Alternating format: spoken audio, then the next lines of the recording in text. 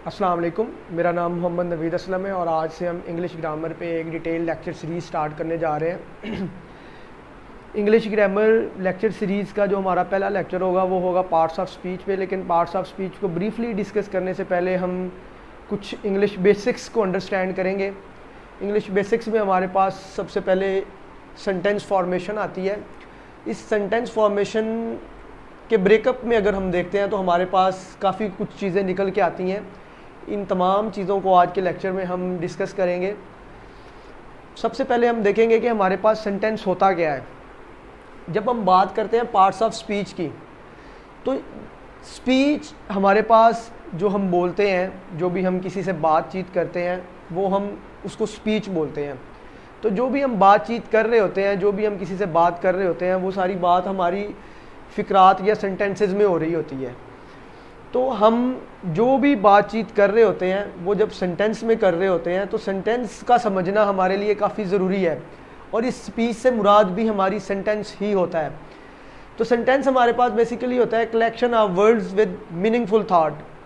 हमारे पास लफ्ज़ों का ऐसा मजमूआ जिससे अगले बंदे को समझ आ जाए या हम उसको अपना मैसेज कन्वे कर सकें, ऐसे मजमूए को हम सेंटेंस बोलते हैं। अच्छा, इसमें अब हमारे पास एक नई चीज़ आ गई है, कलेक्शन ऑफ वर्ड्स। हमारे पास वर्ड्स क्या होते हैं? तो अगर मैंने पहले बताया आपको कि जब हम सेंटेंस देख रहे होंगे तो हम सेंटेंस के साथ साथ इन सारी चीज़ों को सेपरेटली देखेंगे। अब हमारे पास आ गया जी वर्ड क्या होता है। तो वर्ड हमारे पास होता है कम्बिनेशन ऑफ लेटर्स। अब हमारे पास लफ्ज़ों का ऐसा कम्बिनेशन जिसका कोई ना कोई मीनिंग हो।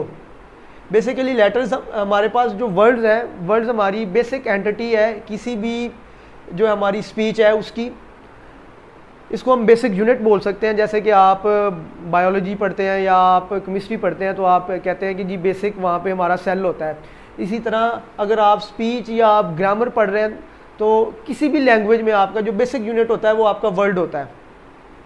इसी पे सारी आपकी ग्रामर बेस करती है, और आपकी जो ये पार्ट्स ऑफ स्पीच है वो सारी की सारी वर्ड्स की ही क्लासिफिकेशन है कि ये वर्ड कौन सी कैटेगरी में है, ये नाउन है, ये प्रोनाउन है, ये एडजेक्टिव है।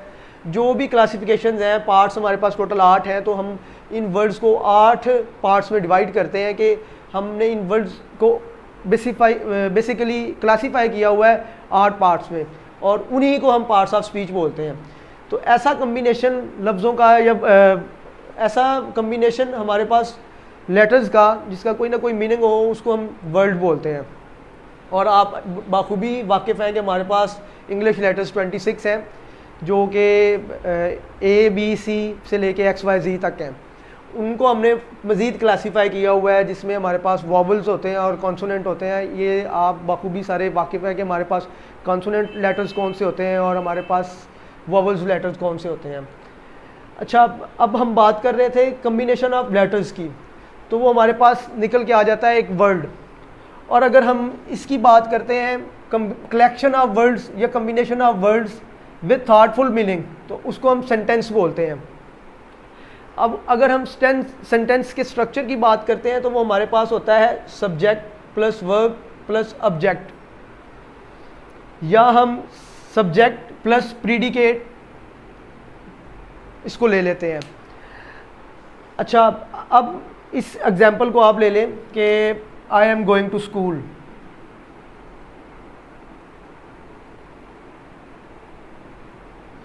यहाँ पे ये हमारा सब्जेक्ट है, ये हमारे पास वर्ब निकल के आ गया, और ये हमारा ऑब्जेक्ट आ गया। I am going to school, मैं स्कूल जा रहा हूँ, ये हमें एक थॉटफुल मीनिंग कन्वे कर रहा है, तो इसलिए इसको हम सेंटेंस की कैटेगरी में देखते हैं। लेकिन ऊपर ही एक सेंटेंस लिखा हुआ है students were making noises in the classroom. अब ये भी एक कलेक्शन है वर्ड्स का।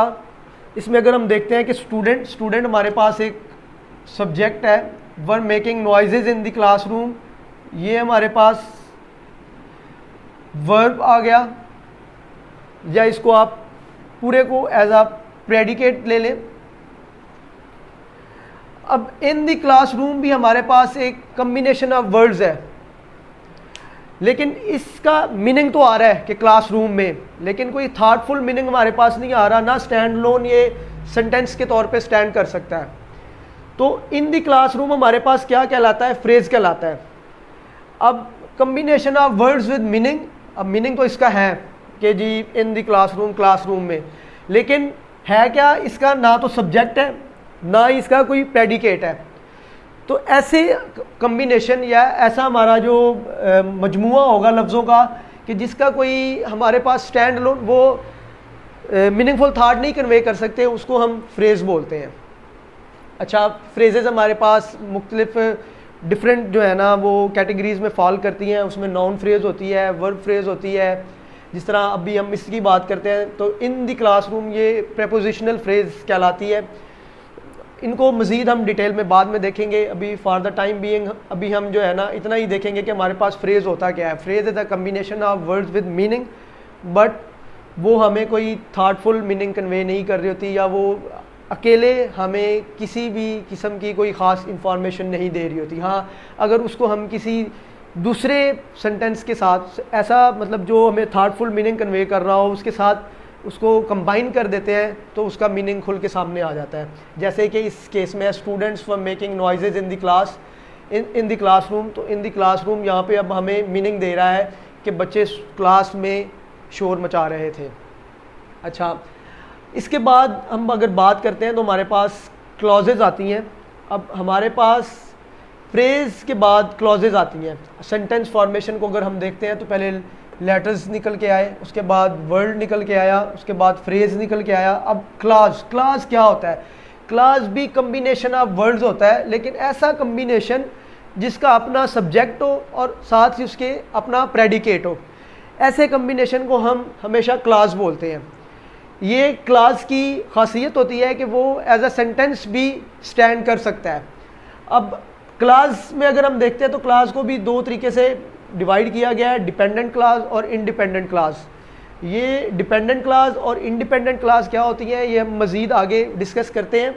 अभी फॉर द टाइम बीइंग हम ये देखेंगे कि इस कम्बिनेशन ऑफ वर्ड्स जिसमें सब्जेक्ट और प्रेडिकेट होता है उसको क्लास बोलते हैं। अगर हम इसकी बात करते हैं इसी ही एग्जाम्पल की कि students were making noises in the classroom, अब इसमें हमारे पास ये एक क्लॉज के तौर पे भी है। इसको ऐसी ये इंडिपेंडेंट क्लॉज है जो कि एज अ सेंटेंस भी स्टैंड कर सकती है।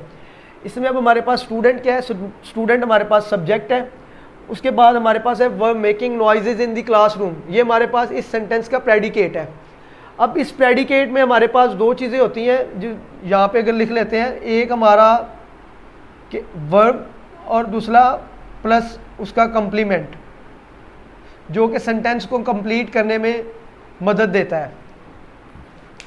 इस कम्प्लीमेंट में हमारा ऑब्जेक्ट भी आ जाता है। अब अगर इसी की बात करते हैं, students were making noises in the classroom, इसमें हमारे पास students subject, were making noises in the classroom हमारा इसका प्रेडिकेट, और इस प्रेडिकेट में हमारा मेकिंग नॉइजेज इसका वर्ब है। यहाँ तक हमारी अंडरस्टैंडिंग क्लियर हो गई कि हमारे पास सेंटेंस बनता कैसे है। सेंटेंस जो हमारा बनता है उसके लिए हमें वर्ड्स की ज़रूरत होती है। वर्ड्स हमारी डिफरेंट कैटेगरीज़ में फॉल करते हैं जिनको हम पार्ट्स ऑफ स्पीच बोलते हैं। ऐसा कम्बिनेशन लफ्ज़ों का जिसका कोई मीनिंगफुल थाट तो हो लेकिन वो क्लियर कोई मैसेज कन्वे ना कर पा रहा हो उसको हम फ्रेज़ बोलते हैं। ऐसा कम्बिनेशन वर्ड्स का जिसका मीनिंगफुल थाट तो हो और वो मैसेज भी कन्वे कर रहा हो, उसका एक सब्जेक्ट हो, उसका एक प्रेडिकेट हो। सबसे पहले हमने बात ही सेंटेंस फॉर्मेशन में subject plus verb plus object की थी, जिसमें हमारे पास सब्जेक्ट और वर्ब प्लस ऑब्जेक्ट को मिला के हम प्रेडिकेट बोल रहे थे। एक अपना सब्जेक्ट हो और एक अपना ही प्रेडिकेट हो, उसको हम क्लास बोलते हैं। इसी तरह क्लासेस से हमारे पास सेंटेंस बनता है। अब हमारे पास एक सेंटेंस में दो क्लासेस भी हो सकती हैं, दो या दो से ज़्यादा क्लासेस भी हो सकती हैं। जैसे बात की मैंने इस एग्जांपल में, इसमें हमारे पास ये जो क्लास है ये इंडिपेंडेंट क्लास है और ये इंडिपेंडेंट क्लास ही हमारा सेंटेंस है। तो एक ही इंडिपेंडेंट क्लास भी सेंटेंस के तौर पे स्टैंड कर सकती है। अच्छा, अब हमारे पास सेंटेंस को मज़ीद दो तरीक़ों के साथ देखा जाता है। एक उसका कि वो उसका फंक्शन क्या है सेंटेंस में, वो हमें किस तरह का मीनिंग कन्वे कर रहा है, और दूसरा उस सेंटेंस का स्ट्रक्चर क्या है। कर रहे थे कि सेंटेंसेस को हम दो कैटेगरीज में डिवाइड करते हैं, एक उनके फंक्शंस के हिसाब से कि उसका फंक्शन क्या है, और दूसरा स्ट्रक्चर के हिसाब से कि सेंटेंस का स्ट्रक्चर क्या है। तो अगर फंक्शन के हिसाब से बात करते हैं कि फंक्शन के हिसाब से सेंटेंसेस को कितनी टाइप्स में डिवाइड किया गया है, तो वो 4 टाइप्स है। पहली डेक्लरेटिव। डेक्लरेटिव का मतलब ये है कि ऐसा सेंटेंस जिसमें हम कोई स्टेट जो है ना वो डिस्कस कर रहे हैं, या स्टेट बता रहे हैं, कोई फैक्ट बता रहे हैं, या कोई इंफॉर्मेशन पास ऑन कर रहे हैं। इस तरह के जो सेंटेंसेस होते हैं वो हमारे डेक्लरेटिव सेंटेंसेस होते हैं। और मिसाल के तौर पे ही स्टॉप्ड मी, या I was going to school, he was playing cricket. इस तरह के जो सेंटेंसेस होते हैं वो डेक्लरेटिव सेंटेंसेस होते हैं। दूसरी जो हमारे पास कैटेगरी है वो है इंट्रोगेटिव सेंटेंसेस। इंट्रोगेटिव सेंटेंसेस में हम बेसिकली सवाल कर रहे होते हैं। अच्छा, डेक्लरेटिव सेंटेंसेस में हमारे पास नेगेटिव भी उसका आ जाता होता है। अगर हम बात करते हैं कि ही स्टॉप्ड मी, तो he did not stop me, ये भी हमारे पास, क्योंकि हम इंफॉर्मेशन फ्लोट कर रहे हैं, तो ये भी हमारे पास डेक्लरेटिव सेंटेंसेस की ही कैटेगरी में फॉलो होगा। लेकिन अगर हम कहते हैं क्या उसने मुझे रोका, तो ये हमारे पास इंट्रोगेटिव सेंटेंसेस की कैटेगरी में आ जाएगा। इंट्रोगेटिव सेंटेंसेस में हमारे पास होता है कि कोई हमें क्वेश्चन कर रहा है, या हम किसी से क्वेश्चन कर रहे हैं, तो वो इस कैटेगरी में फॉल होगा। जो हमारी थर्ड कैटेगरी है, थर्ड कैटेगरी फंक्शन के हिसाब से सेंटेंस को हम इंपैरेटिव सेंटेंसेस में जो है ना उसको डिवाइड किया हुआ है या कैटेगराइज किया हुआ है। इंपैरेटिव सेंटेंसेस में हम क्या करते हैं, या तो हम किसी को कमांड कर रहे हैं कि यार ये कर दो, वो कर दो, या किसी से पोलाइट वे में रिक्वेस्ट कर रहे हैं कि मेरा ये काम कर दें यार आप। तो इस तरह के जो सेंटेंसेस होते हैं वो हमारी इंपैरेटिव वाली कैटेगरी में आते हैं। मिसाल के तौर पे जो है ना इसी एग्जाम्पल को लेके चलते हैं, एक जैसे स्टॉप, ही स्टॉप मी, ये डेक्लरेटिव हो गया। इंट्रोगेटिव सेंटेंस में अगर हम बात करते हैं तो डिड ही स्टॉप मी, ये हमारा इंट्रोगेटिव सेंटेंस हो गया। अगर हम, और ये हमेशा हमारा फुल स्टॉप पे एंड होगा। डेक्लरेटिव सेंटेंसेस हमारे फुल स्टॉप पे एंड होते हैं, या इनके एंड पे फुल स्टॉप आता है। इंट्रोगेटिव सेंटेंसेस में हमारे पास हमेशा एंड पे क्वेश्चन मार्क आता है। इंपैरेटिव सेंटेंसेस के एंड पे हमारे पास फुल स्टॉप भी आता है और एक्सक्लेमेशन मार्क भी आता है। वो डिपेंड कर रहा होता है कि हम किस वे में बात कर रहे हैं। यहाँ पे बात स्टॉप। अच्छा, यहाँ पे एक मजे का सवाल ज़हन में आ सकता है, वो ये आ सकता है कि जब हम बात कर रहे थे कि जी हमारा जो सेंटेंस है वो कम्बिनेशन ऑफ वर्ड्स है या कलेक्शन ऑफ वर्ड्स है, तो ये स्टॉप तो हमारे पास सिंगल वर्ड है, तो ये सेंटेंस कैसे हो गया। इसके साथ हमारे पास इम्प्लॉयड सब्जेक्ट है। मैं अगर बोलता हूँ कि रुक जाओ, तो रुक जाओ मतलब मैं सामने वाले बंदे को बोल रहा हूँगा, तो वो हम इम्प्लॉय कर लेते हैं कि मैं सामने वाले बंदे को बात कर रहा हूँ। तो स्टॉप हमारा जो सबसे स्मॉलेस्ट, या आप ये कह सकते हैं कि जो हमारा स्मॉलेस्ट सेंटेंस है वो इंपैरेटिव सेंटेंसेस होते हैं, और इनका जो हमारा सब्जेक्ट है वो अंडरस्टूड होता है, जो कि हम यू कंसीडर करते होते हैं।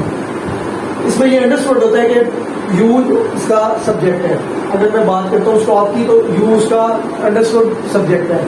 तो इस तरह के सेंटेंसेस हमारे पास जो है ना इंपैरेटिव सेंटेंसेस की कैटेगरी में आते हैं। या मैं इस तरह कहता हूँ please bring me a glass of water, तो ये मैं रिक्वेस्ट कर रहा हूँ, तो ये भी हमारे पास इंपैरेटिव सेंटेंसेस की कैटेगरी में आएंगे। आगे आते हैं एक्सक्लेमेटरी सेंटेंसेस। एक्सक्लेमेटरी सेंटेंसेस में अगर मैं सरप्राइज वे में किसी से कुछ कहता हूँ, या कोई सरप्राइज वे में किसी से बात करता है, तो जो ऐसे सेंटेंसेस होते हैं वो हमारे एक्सक्लेमेटरी सेंटेंसेस की कैटेगरी में आते हैं। उसमें वो खुशी से भी हैरत में बात कर सकते हैं, या वो किसी खौफ गम की वजह से भी हैरत में बात कर सकते हैं। तो इस तरह के जो सेंटेंसेस होते हैं वो एक्सक्लेमेटरी सेंटेंसेस की कैटेगरी में आते हैं। अगर इसी एग्जाम्पल को कंटिन्यू करते हैं कि स्टॉप वाले एग्जाम्पल को, आप क्रिकेट मैच देख रहे हैं और सामने बैट्समैन ने एक अच्छी शॉट खेली है, लेकिन फील्डर ने बड़ी ज़बरदस्त ड्राइव लगाई और ड्राइव लगा के बॉल को रोक लिया, तो आप कहते हैं व्हाट अ स्टॉप। तो वो आप सरप्राइज होकर बात कर रहे होते हैं, तो आप कहते हैं यार उसने क्या ज़बरदस्त रोका है। तो ये हमारे पास एक्सक्लेमेटरी सेंटेंसेस की कैटेगरी में आता है। जहाँ तक दोबारा इसको गो थ्रू कर लेते हैं कि हमारे पास डेक्लेरेटिव सेंटेंसेस क्या होते हैं। ऐसे सेंटेंसेस जो कि हम इसलिए फिगर्स या फैक्ट्स स्टेट कर रहे होते हैं, ऐसे सेंटेंसेस को हम डेक्लेरेटिव सेंटेंसेस बोलते हैं। इंट्रोगेटिव सेंटेंसेस हमारे पास क्या होते हैं, ऐसे जिनमें हम किसी से कोई सवाल या सवाल कर रहे होते हैं या इंटरोगेट कर देते हैं किसी को, तो इस तरह के सेंटेंसेस को इंट्रोगेटिव सेंटेंसेस बोलते हैं। हमारे पास जो थर्ड कैटेगरी है फंक्शन के हिसाब से वो है इंपैरेटिव सेंटेंसेस की, जिसमें आप किसी को कमांड रिक्वेस्ट कर रहे होते हैं, उसको हम इंपैरेटिव सेंटेंसेस बोलते हैं। और थर्ड कैटेगरी है जिसमें आप किसी से कुछ भी सरप्राइज में बात कर रहे होते हैं या कोई आपको सरप्राइज में कुछ बोलता है, तो वो हमारे पास एक्सक्लेमेटरी सेंटेंसेस की कैटेगरी में फॉल करता है, जो कि फंक्शन के हिसाब से हमारी चौथी और आखिरी कैटेगरी होती है। ये चार हमारी फंक्शंस के हिसाब से कैटेगरीज है सेंटेंसेस की, या टाइप्स आप बोल सकते हैं। चार टाइप्स में डिवाइड किया गया विद रिस्पेक्ट टू फंक्शन, जो कि हमने डिस्कस कर लिया। अब हम बात करेंगे विद रिस्पेक्ट टू स्ट्रक्चर, कि स्ट्रक्चर के हिसाब से सेंटेंसेस को कितनी टाइप्स में डिवाइड किया गया है। सॉरी, इसमें जो हमारी पहली टाइप आती है वो है सिंपल सेंटेंसेस। अच्छा, अभी थोड़ी देर पहले जो हम डिस्कस कर रहे थे कि क्लॉजेस क्या होती हैं, उसमें हमारे पास डिपेंडेंट क्लॉज थी और इंडिपेंडेंट क्लॉज थी। मैंने कहा कि हम इसको थोड़ी देर बाद डिस्कस करेंगे, तो वो भी डिस्कस करने का टाइम आ गया है।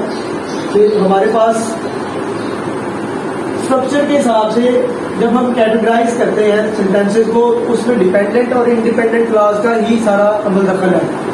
अगर हम बात करते हैं कि हमारे पास एक ही इंडिपेंडेंट क्लॉज है, तो वो हमारा सिंपल सेंटेंस कहलाता है। इंडिपेंडेंट क्लॉज का मतलब ये है कि वो stand lone as a sentence act कर सकता है, तो हम उसको इंडिपेंडेंट क्लॉज बोलेंगे। अभी इनकी डिटेल एग्जांपल्स हम देखेंगे और इनको मजीद विद एग्जांपल्स हम डिस्कस करेंगे कि डिपेंडेंट क्लॉज कौन सी होती है और इंडिपेंडेंट क्लॉज कौन सी होती है। फॉर द टाइम भी अभी हम सिर्फ ये देखेंगे कि इनकी फॉर्मेशन किस हिसाब से होती है, अगर इनका स्ट्रक्चर क्या होता है सिंपल सेंटेंसेस का, कंपाउंड सेंटेंसेस का स्ट्रक्चर क्या होता है, कॉम्प्लेक्स सेंटेंसेस का स्ट्रक्चर क्या होता है, और कंपाउंड कॉम्प्लेक्स सेंटेंसेस का, जो कि फोर्थ कैटेगरी है स्ट्रक्चर के हिसाब से, या फोर्थ टाइप है स्ट्रक्चर के हिसाब से, उनका स्ट्रक्चर क्या होता है। अच्छा, अगर एक ही सेंटेंस में दो इंडिपेंडेंट क्लॉजेज आ जाती है, तो उनको हम कंपाउंड सेंटेंसेस बोलते हैं। दो या दो से ज्यादा भी उसमें इंडिपेंडेंट क्लॉजेज आ सकती है, मिनिमम दो अगर हमारे पास इंडिपेंडेंट क्लॉजेज होती हैं तो उसको हम कंपाउंड सेंटेंस बोलते हैं। दो से ज्यादा भी उसमें इंडिपेंडेंट क्लॉजेज हो सकती हैं।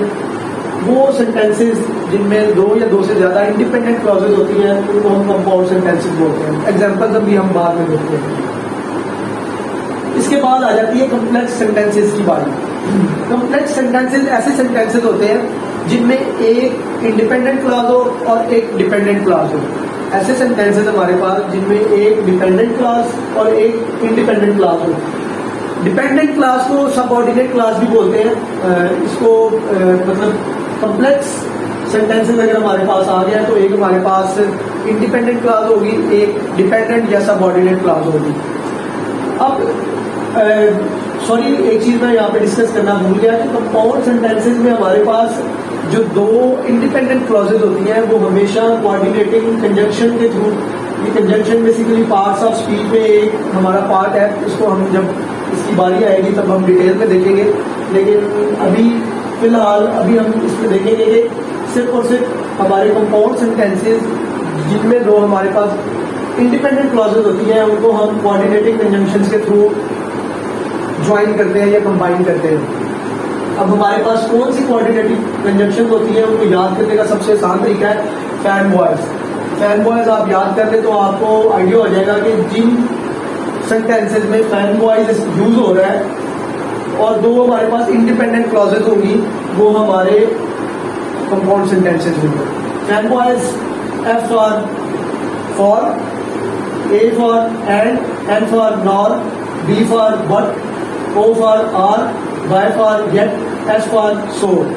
तो ये हमारे पास कोऑर्डिनेटिंग कंजंक्शंस होते हैं जो कि हमारे कंपाउंड सेंटेंसेस में इस्तेमाल होते हैं और हमारे दो इंडिपेंडेंट क्लॉजेज उनके थ्रू जो है वो ज्वाइन किए जाते हैं। अभी एग्जांपल्स हम बाद में इनकी देखते हैं। उसके बाद डिस्कस कर रहे थे हम कॉम्प्लेक्स सेंटेंसेस को। तो कॉम्प्लेक्स सेंटेंसेस में हमारे पास जो डिपेंडेंट और इंडिपेंडेंट क्लॉजेस आपस में ज्वाइन की जाती हैं वो थ्रू होती है सब ऑर्डिनेटिंग कंजंक्शन के थ्रू, और सब ऑर्डिनेटिंग कंजंक्शन में हमारे पास होते हैं when, wherever, whatever, after, before, because, until, therefore, so that. इसके अलावा भी है, लेकिन बाद में हम एक अलग डिटेल्ड लेक्चर बनाएंगे इन सारों में, तो तब हम ये सारी चीज़ें डिस्कस करेंगे। इससे पहले हमने सेंटेंसेस की टाइप्स को देखा, जो कि हमने उसके फंक्शन के एतबार से कि वो किस किस्म की इंफॉर्मेशन फ्लोट कर रहा है, और स्ट्रक्चर के हिसाब से कि उसका स्ट्रक्चर क्या है। जैसे कि हम जब भी फ़िज़िक्स या केमिस्ट्री का कोई टॉपिक पढ़ते हैं, मिसाल के तौर पे हम बेंजीन देख लेते हैं, तो बेंजीन को हम उसके स्ट्रक्चर को देखते हैं या उसकी फॉर्मेशन को देखते हैं कि वो बना कैसे है बेंजीन, और उसके बाद उसकी रिएक्शंस को देखते हैं, केमिकल रिएक्शंस को, कि उसकी जो है ना वो उसका इटसेल्फ फंक्शन क्या है। तो इसी तरह हम सेंटेंसेस को भी देखते हैं कि सेंटेंसेस की फॉर्मेशन क्या है, जो कि उसका स्ट्रक्चर होगा, और वो किस तरह का मैसेज कन्वे कर रहे हैं या वो किस तरह की इंफॉर्मेशन फ्लोट कर रहे हैं, वो उसका एज अ फंक्शन हम टाइप्स को कंसिडर करते हैं, और वो भी हमने डिटेल में डिस्कस की। अभी हम डिस्कस करने जा रहे हैं कम्प्लेक्स कंपाउंड, सिंपल और कम्प्लेक्स कंपाउंड सेंटेंसेस की एग्जांपल को। अगर हम इस एग्जांपल की बात करते हैं, अभी सेपरेटली आपने देखना है ही लाइक्स प्लेइंग फुटबॉल, यहाँ तक देखना है, ही लाइक्स प्लेइंग फुटबॉल। अगर हम इस सेंटेंस की बात करते हैं तो ये एक क्लॉज है जिसमें हमारे पास ही उसका सब्जेक्ट है, लाइक्स प्लेइंग फुटबॉल उसका प्रीडिकेट है। तो ये हमारे पास एक क्लॉज है। इस क्लॉज का अगर हम मीनिंग देखते हैं, ही लाइक्स प्लेइंग फुटबॉल, तो ये हमें क्लियर एक मीनिंगफुल जो है ना वो थॉट प्रोवाइड कर रहा है कि वो फुटबॉल खेलना पसंद करता है। तो इसको हम एज ए इंडिपेंडेंट क्लॉज ले सकते हैं। ये हमारी इंडिपेंडेंट क्लॉज ले क्या सकते हैं, ये इंडिपेंडेंट क्लॉज है क्योंकि इसका एक प्रीडिकेट है, प्रीडिकेट होने के साथ साथ उसका सब्जेक्ट है, और ये हमें एक क्लियर मीनिंग भी दे रहा है। अगले सेंटेंस की बात करते हैं जो कि हमारे पास है, I like studying football, I like studying books. अगर मैं इसकी बात करता हूं तो इसमें भी हमारे पास एक सब्जेक्ट है,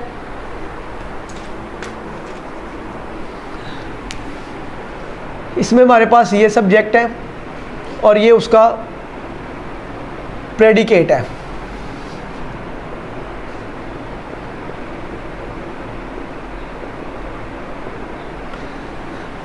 अगर मैं इसकी बात करता हूं तो इसमें ये सब्जेक्ट है और ये इसका प्रेडिकेट है। अब आई लाइक स्टडीइंग बुक्स, ये भी इंडिपेंडेंटली एक सेंटेंस के तौर पे स्टैंड कर सकता है, तो ये भी एक हमारे पास इंडिपेंडेंट क्लॉज हुई। अब ये भी हमारे पास इंडिपेंडेंट क्लॉज है, ये भी हमारे पास इंडिपेंडेंट क्लॉज है। दो इंडिपेंडेंट क्लॉजेज को हम ज्वाइन कर सकते हैं, किसके साथ, थ्रू कोऑर्डिनेटिंग कंजंक्शन के साथ, जो कि हमारे पास बट है। तो he likes playing football but I like studying books, तो ये हमारे पास एक कंपाउंड सेंटेंस निकल के आ जाता है। He likes playing football itself हमारे पास इंडिपेंडेंट क्लॉज है, और इंडिपेंडेंट क्लॉज हमारे पास, मैंने जब मैं पढ़ा रहा था सिंपल सेंटेंसेस जो कि स्ट्रक्चर के हिसाब से हमारी पहली टाइप है, उसमें बताया था कि इंडिपेंडेंट क्लॉज हमारी सिंपल सेंटेंस ही होती है। तो ये हमारे पास ही लाइक्स प्लेइंग फुटबॉल एक सिंपल सेंटेंस है, आई लाइक स्टडीइंग बुक्स भी हमारे पास एक सिंपल सेंटेंस है। दो सिंपल सेंटेंसेस या दो इंडिपेंडेंट क्लॉजेज को हमने कोऑर्डिनेटिंग कंजंक्शन के साथ ज्वाइन कर दिया है, जो हमारे पास कंपाउंड सेंटेंस निकल के आ गया है। अच्छा, आगे हम अब बात करेंगे असलम वाज रीडिंग नॉवल। ये हमारे पास इसमें असलम उसका सब्जेक्ट आ गया, वाज रीडिंग नॉवल हमारे पास उसका प्रेडिकेट आ गया। अब असलम वाज रीडिंग नॉवल, ये भी हमारे पास एक इंडिपेंडेंट क्लॉज है कि असलम नॉवल पढ़ रहा था।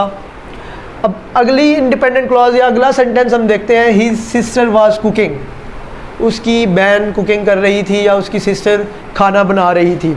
ये भी हमारे पास एक, इसमें अगर हम बात करते हैं तो ये हमारे पास एक सब्जेक्ट है उसका, और ये उसका एक प्रेडिकेट है। अब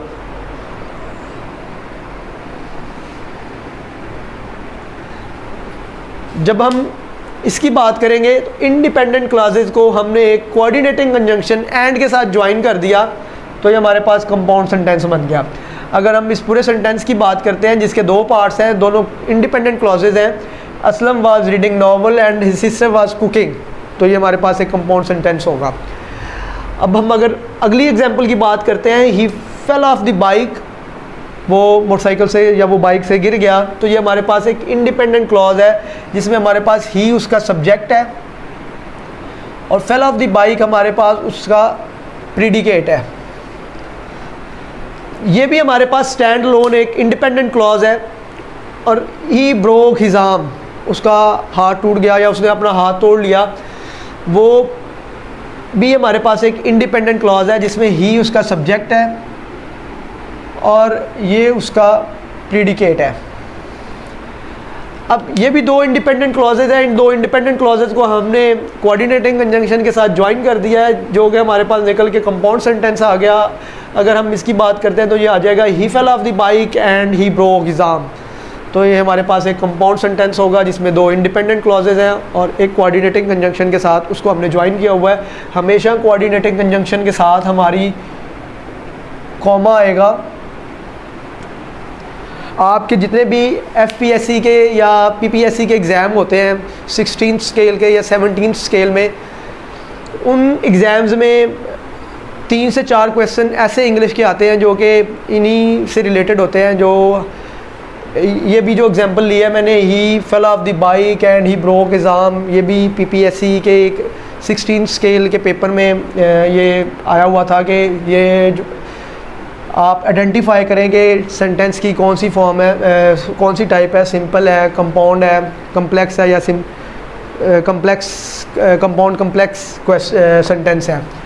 ये समझना काफ़ी ज़रूरी है क्योंकि इनसे रिलेटेड आपके पीपीएससी एफपीएससी के जो एग्ज़ाम होते रहते हैं उनमें इस तरह की एग्जांपल्स आती रहती हैं, क्वेश्चंस आते रहते हैं, तो इनका समझना काफ़ी ज़रूरी है। उसके अलावा आपके जो एमडी कैट के एग्ज़ाम होते हैं या फिर आपकी इंजीनियरिंग यूनिवर्सिटीज़ में एडमिशन के जो आपके इंग्लिश पोर्शन के एग्ज़ाम होते हैं उनमें भी इससे रिलेटेड क्वेश्चन आ जाते हैं, तो इस पार्ट का समझना काफ़ी ज़रूरी है। जो हमारी फंक्शन के हिसाब से सेंटेंसेस की टाइप्स हैं वो किस तरह का मीनिंग कन्वे कर रहे हैं या वो किस सेंस में हम बोल रहे हैं, वो काफ़ी सिंपल हैं और उससे रिलेटेड क्वेश्चन नहीं आते।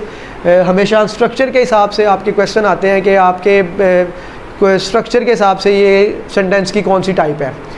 अच्छा, when he fell off the bike एक ब्रोक हिज आर्म, अगर हम इसमें देखते हैं, अब when he fell off the bike, जब वो बाइक से गिरा, उसका हाथ टूट गया या उसने अपना हाथ तोड़ लिया, अब इस तरह देख सकते हैं हम। अब जब मैं इसकी बात करूँगा when he fell off the bike, कि जब वो बाइक से गिरा, अब ये मुझे इसमें अब हम अगर बात करते हैं तो ये ही इसका सब्जेक्ट है कि when he fell off the bike, he subject के तौर पे इस्तेमाल हो रहा है। फेल ऑफ द बाइक उसका प्रेडिकेट भी मौजूद है, लेकिन अभी भी जब वो बाइक से गिरा तो क्या हुआ ये तो कहीं से पता ही नहीं चल रहा, तो ये सेंटेंस इनकम्प्लीट है। ऐसे इनकम्प्लीट सेंटेंसेस को हम डिपेंडेंट क्लॉज या सबऑर्डिनेटिंग क्लॉज बोलते हैं। जब मैं क्लॉज पढ़ा रहा था थोड़ी देर पहले, तो तब मैंने कहा था कि हम इसको डिटेल में देखेंगे कि डिपेंडेंट क्लॉज कौन सी होती है और इंडिपेंडेंट क्लॉज कौन सी होती है। डिपेंडेंट क्लॉजेज़ की आपको मल्टीपल एग्जांपल्स मैंने दे के समझा दिया। अब ये हमारे पास एक डिपेंडेंट क्लॉज की एग्जांपल है कि when he fell off the bike, जब वो बाइक से गिरा तो क्या हुआ, ये तो कोई भी नहीं बता सकता कि क्या हुआ, या अगली इन्फॉर्मेशन मिलेगी तो सेंटेंस कंप्लीट होगा। जो अगली इन्फॉर्मेशन है वो है ही ब्रोक हिज आर्म। अब ही ब्रोक हिज आर्म, इससे हमें पता चल रहा है कि उसका हाथ टूट गया। अब इसको किसी और सेंटेंस की ज़रूरत नहीं है या और किसी पार्ट की ज़रूरत नहीं है, तो ये हमारा इंडिपेंडेंट क्लॉज हुई। इसमें हमारा सब्जेक्ट ही है और ब्रोक हिज आर्म हमारा प्रेडिकेट है। जबकि इस वाले पार्ट को when he fell off the bike, जब वो बाइक से गिरा, इसको ज़रूरत है किसी ना किसी ऐसे पार्ट की जिससे मिल के ये एक क्लियर अंडरस्टैंडिंग या क्लियर हमें मीनिंग कन्वे करेगा। तो ये हमारी डिपेंडेंट क्लॉज या सबऑर्डिनेटिंग क्लॉज हुई और ये हमारी इंडिपेंडेंट क्लॉज हुई। ये दोनों अगर हमारी मिलती हैं, when he fell off the bike comma he broke his arm, हमेशा कॉमे के साथ इनको कनेक्ट किया जाता है। तब जब हमारी सबऑर्डिनेटिंग क्लॉज पहले आ रही हो और इंडिपेंडेंट क्लॉज बाद में आ रही हो, तब इनको कॉमा के साथ ज्वाइन किया जाता है। इन केस अगर हमारी सबऑर्डिनेटिंग क्लॉज बाद में आ रही हो तो उसके रूल्स फ़र्क हैं। When he fell off the bike he broke his arm, अब यहाँ से हमें पता चल गया कि ये हमारा कम्प्लेक्स सेंटेंस है।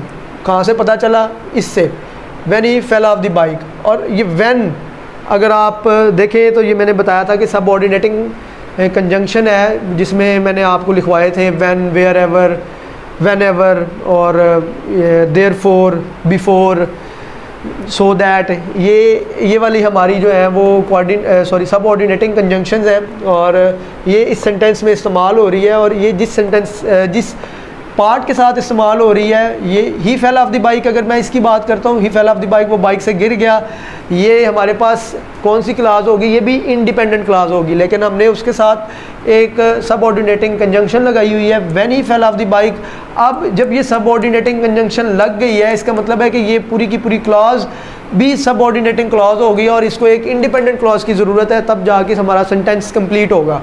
अब यहाँ पे हमारा सेंटेंस कंप्लीट हो गया। और इस तरह के सेंटेंसेस जो जहाँ पे हमारे पास एक सबऑर्डिनेटिंग क्लॉज होती है और एक हमारे पास इंडिपेंडेंट क्लॉज होती है, उसको हम कॉम्प्लेक्स सेंटेंसेस बोलते हैं। अब अगली एग्जांपल देखते हैं। When he fell off the bike, जब वो बाइक से गिरा। अब जिस तरह ये ऊपर वाला बताया कि ये डिपेंडेंट क्लॉज है, ये सबऑर्डिनेटिंग क्लॉज है, जिसमें ही उसका जो है ना सब्जेक्ट है, फेल ऑफ द बाइक उसका जो है वो हमारा प्रेडिकेट है। अभी इस वाले पार्ट को आप भूल जाएं कि when he fell off the bike, ये हमने ऊपर देख लिया है, इसको छोड़ दें। अभी आप यहाँ से स्टार्ट करें कि आपका सेंटेंस यहाँ से शुरू हो रहा है। He went to the hospital because he broke his arm. अब he went to the hospital हमारी इंडिपेंडेंट क्लॉज है, वो इसमें ही हमारा जो है ना वो सब्जेक्ट है और ये हमारा प्रेडिकेट है। He went to the hospital, वो हॉस्पिटल गया, क्यों गया? Because he broke his arm. अब ही ब्रोक हिज आर्म, ये भी हमारे पास क्या है? ही ब्रोक हिज आर्म हमारे पास बता रहा है कि ये भी हमारी इंडिपेंडेंट क्लॉज है, जिसको हमने एक कोऑर्डिनेटिंग कंजंक्शन के साथ ज्वाइन किया हुआ है। अब अगर हम इस दो पार्ट्स को लेते हैं, दोनों इंडिपेंडेंट क्लॉजेज हैं, इनको ज्वाइन किया हुआ है हमने एक कोऑर्डिनेटिंग क्लॉज के साथ, तो ये हमारे पास एक कंपाउंड सेंटेंस बन गया। लेकिन अगर मैं सिर्फ इस वाले पार्ट को देखता हूँ, when he fell off the bike he went to hospital, अगला हिस्सा because he broke his arm को छोड़ देता हूँ। अब ये हमारे पास एक डिपेंडेंट क्लॉज है, एक इंडिपेंडेंट क्लॉज है, दोनों को हमने एक ज्वाइन किया हुआ है सबऑर्डिनेटिंग कंजंक्शन के साथ, तो मैं इसको बोल सकता हूँ कि ये हमारा एक कम्प्लेक्स सेंटेंस भी है। अब तीनों पार्ट्स की जब मिला के बात करूँगा तो इसमें दो इंडिपेंडेंट क्लॉजेज हैं, एक डिपेंडेंट क्लॉज है। और जब मैं टाइप्स पढ़ा रहा था तो मैंने बताया था कि जो दो इंडिपेंडेंट क्लॉजेज होंगी और एक डिपेंडेंट क्लॉज होगी, तो हमारे पास कौन से कंपाउंड कम्प्लेक्स सेंटेंसेस होंगे। इनका समझना काफ़ी ज़रूरी है, क्योंकि ये आपके जितने भी 16, 17 स्केल्स की जॉब्स आती हैं उनमें फ्रीक्वेंटली ये पूछे जाते हैं। इसकी ये जो एग्जांपल्स 2-3 ली हैं मैंने, ये एग्जांपल्स भी पास्ट पेपर्स में से ही ली हैं और उन्हीं को ही सॉल्व कर रहा हूँ या उन्हीं को ही ब्रीफ कर रहा हूँ। अब ये हमारे पास कौन सी, when he fell off the bike he went to the hospital because he broke his arm. अब ये हमारे पास कम्प्लेक्स कंपाउंड सेंटेंस बन गया है। उसकी वजह क्या हुई कि इसमें दो इंडिपेंडेंट क्लॉजेस थी जो कि स्टैंड अलोन हमारे पास कंपाउंड सेंटेंस देती हैं, एक डिपेंडेंट क्लॉज थी और एक इंडिपेंडेंट क्लॉज है जो मैंने मिल के हमें कम्प्लेक्स सेंटेंस देती हैं। और इस तरह के सेंटेंसेस को हम कम्प्लेक्स कंपाउंड सेंटेंसेस बोलते हैं। ये एक इंडिपेंडेंट क्लॉज के साथ 3-4 इंडिपेंडेंट क्लॉजेस भी आ सकती हैं, तब भी ये हमारा कम्प्लेक्स कंपाउंड सेंटेंस ही होता। अगली एग्जांपल की बात करते हैं। व्हेन इट रेन्ड, जब बारिश हुई, I close the window because floor was getting wetty. अब इसको भी उसी तरह पार्ट्स में डिवाइड कर लेते हैं। इसके भी 3 पार्ट्स हैं, जैसे ऊपर वाली एग्जांपल के पार्ट्स थे। ये पार्ट नंबर 1 था, ये इसकी बात करते हैं तो ये पार्ट नंबर 2 था, इसकी बात करते हैं तो ये पार्ट नंबर 3 था। इसी तरह इसको भी डिवाइड करते हैं जब, तो व्हेन इट रेन्ड ये पार्ट नंबर 1 है, आई क्लोज द विंडो ये पार्ट नंबर 2 है, because floor was getting wetty ये हमारा पार्ट नंबर 3 है। अगर हम व्हेन इट रेन की बात करते हैं तो जब बारिश हुई तो क्या हुआ, ये तो कहीं से पता ही नहीं चल रहा। अब इस क्लॉज को कहीं ना कहीं इंडिपेंडेंट क्लॉज की ज़रूरत है जो इस सेंटेंस का मीनिंग कंप्लीट करेगा कि व्हेन इट रेन, जब बारिश हुई मैं गिर गया, जब बारिश हुई मैं बाहर चला गया, जब बारिश हुई तो मैं कपड़े बाहर से उठा के ले आया, जैसे मोस्टली हम करते हैं। बारिश होती है तो हम बाहर से चीज़ें उठा के अंदर कमरों में रखते हैं ताकि भीग ना जाए। तो अभी व्हेन इट रेन्ड ये हमें बता नहीं रहा कि हुआ क्या एक्चुअली, बारिश जब हुई तो क्या हुआ। अब जब इस डिपेंडेंट क्लॉज के साथ अगला मैंने सेंटेंस पढ़ा, आई क्लोज द विंडो, मैंने विंडो बंद कर दी, तो मुझे समझ आ गई जी जब बारिश हुई तो मैंने विंडो बंद कर दी। ये विंडो बंद कर दी मैंने, ये इंडिपेंडेंट क्लॉज है, इंडिपेंडेंट क्लॉज के साथ डिपेंडेंट क्लॉज मिली है, तो ये हमारा कम्प्लेक्स सेंटेंस हो गया। लेकिन अगर मैं पहले पार्ट को निकाल देता हूँ और पार्ट 2 और पार्ट 3 देखता हूँ, I close the window because floor was getting wetty. अब यहाँ पे अगर मैं देखता हूँ आई क्लोज दी विंडो ये इंडिपेंडेंट क्लॉज है, फ्लोर वाज गेटिंग वेटी ये भी एक इंडिपेंडेंट क्लॉज है। तो ये कोऑर्डिनेटिंग कंजंक्शन के साथ कनेक्ट हुए हैं जो कि हमारा कंपाउंड सेंटेंस बन सकता है। अगर तीनों को एक साथ देखते हैं तो ये हमारा कंपाउंड कम्प्लेक्स सेंटेंस होगा। अच्छा, while I was studying cards, जब मैं कार्ड्स खेल रहा था, my sister was studying, sorry while I was playing cards my sister was studying.